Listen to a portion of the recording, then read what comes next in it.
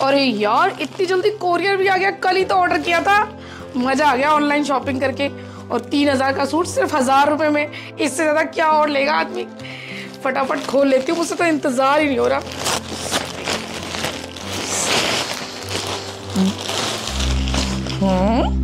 ये तो फोटो से बिल्कुल अलग लग रहा है सूट। इतना घटिया, ऐसे कपड़े तो मैं कभी जिंदगी में ना पहनूं। क्या करूं, 1000 रुपए का चूना लग गया मुझे तो। आइडिया, अपनी देवरानी को दे देती हूँ, गांव की सीधी सादी, उसे क्या पता आजकल के फैशन का। अरे डॉली। हाँ जी भाभी जी। जल्दी आ, मैंने तेरे लिए कुछ मंगवाया है। भाभी जी ने मेरे लिए कुछ मंगवाया, अभी आ रही हूँ भाभी जी। ये गंदा सा सूट तो आज इसे ही बेचूंगी। जी भाभी जी। अरे डॉली बैठो। भाभी जी ये क्या है आपके हाथ में? अरे तुम कहती हो ना कि सूट के मामले में मेरी चॉइस बहुत बढ़िया है, तो मैंने सोचा तुम्हारे लिए कुछ ऑनलाइन ऑर्डर कर देती हूँ और तुम्हें सरप्राइज दे देती हूँ। देखो जरा। थैंक यू भाभी जी मुझे सरप्राइज देने के लिए। वैसे आपकी ऑनलाइन शॉपिंग की ना चॉइस बहुत अच्छी है, मुझे तो ऑनलाइन शॉपिंग करनी ही नहीं आती है। और ये आपने मेरे लिए मंगाया है? हाँ डॉली, तेरे लिए मंगवाया है। तुझे पता है मार्केट में इसका प्राइस 3000 रुपए है और ये मुझे 50% डिस्काउंट में मिल गया सिर्फ 1500 रुपए में। तू देख कितना सुंदर है और तेरे ऊपर ये रंग भी अच्छा लगेगा। तेरे पास ये कलर भी नहीं है तो इसमें बहुत सुंदर लगने वाली है। क्या भाभी जी, ये पूरे 1500 रुपए का सूट है? ये तो मुझे बहुत महंगा लग रहा है। डॉली तू है गांव की रहने वाली, तुझे क्या पता है कपड़ों की क्वालिटी वालिटी के बारे में। हम दोनों जब साथ में फंक्शन में जाते हैं ना, सब लोग मुझे ही देख रहे होते हैं, तुझे तो कोई देखता भी नहीं है। तब मुझे तो देख के तरस आता है और इसीलिए मैंने तेरे लिए एक अच्छा सा सूट ऑर्डर कर दिया। तुझे पता है पार्टी वेयर सूट है, पहन के बड़ी बढ़िया लगने वाली है तू।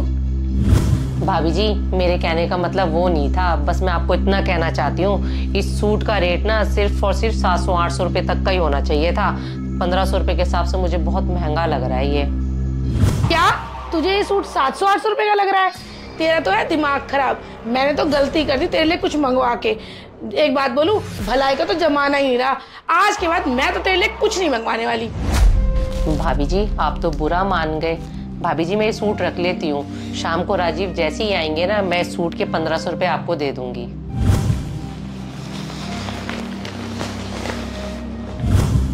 अच्छा पागल मैं इस गांव की गवार को। मुझे तो सूट बिल्कुल पसंद ही नहीं आया था। 1500 रुपए में से बेच भी दिया और 500 रुपए कमा भी लिए।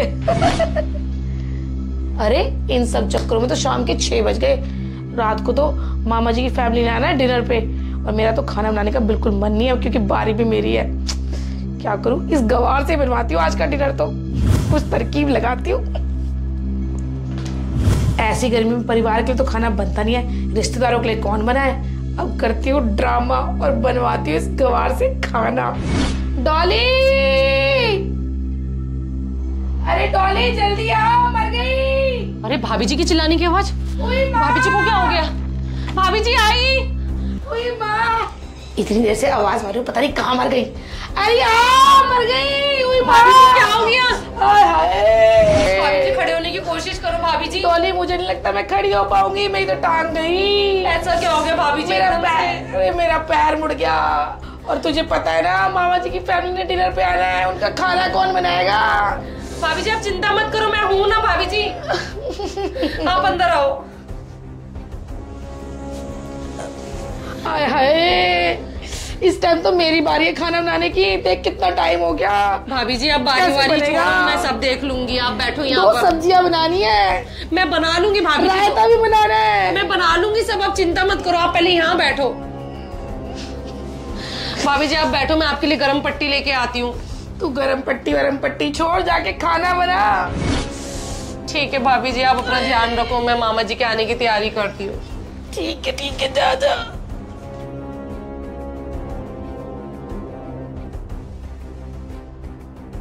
पता नहीं भाभी जी के खड़े खड़े पैर में कैसे मोच आ गई, बेचारी दर्द के मारे कितना तड़प रही थी।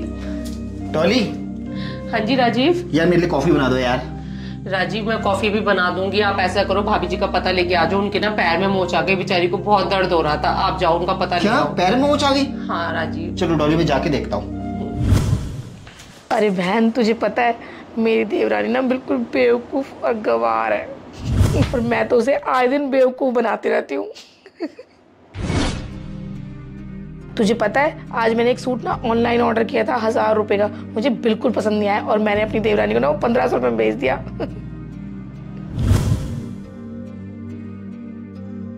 और तो और तुझे पता है आज मैंने क्या किया, अभी थोड़ी देर में मामा जी की पूरी फैमिली आ रही है डिनर पे।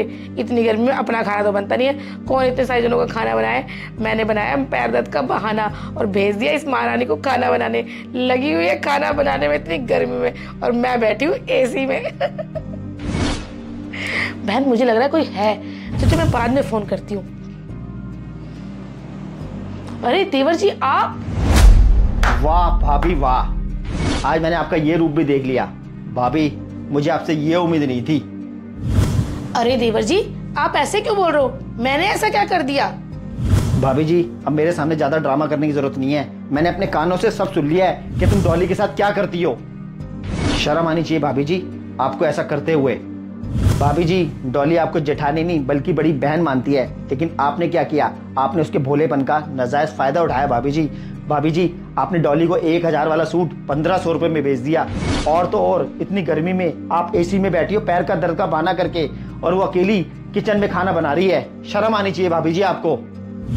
भाभी जी किसी के भोलेपन का इतना फायदा नहीं उठाना चाहिए जितना कि आप उठाते हो। अगर रिश्तों में चालाकी और षड्यंत्र आ जाए ना तो रिश्ते ज्यादा दिन तक चलते नहीं है। मैं चाहता ना तो डॉली को बुला के आपकी सारी बातें सुनवा सकता था। क्या बीतती भाभी जी डॉली पर, उसके मन को ठेस पहुंचती नहीं पहुंचती, लेकिन मैंने ऐसा किया नहीं। देवर जी आज आपने मेरी आंखें खोल दी और मैं अपने किए पे बहुत शर्मिंदा हूँ। मैं जाकर ना डॉली से माफी मांग लेती हूँ।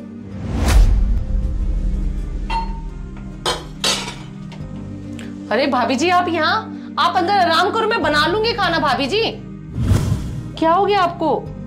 डॉली मैं सारा खाना अकेले बना लूंगी, तुम अंदर जाओ क्योंकि मैं बिल्कुल ठीक हूँ। पक्का भाभी जी? हाँ मैं बिल्कुल ठीक हूँ और हो सके तो मुझे माफ कर देना।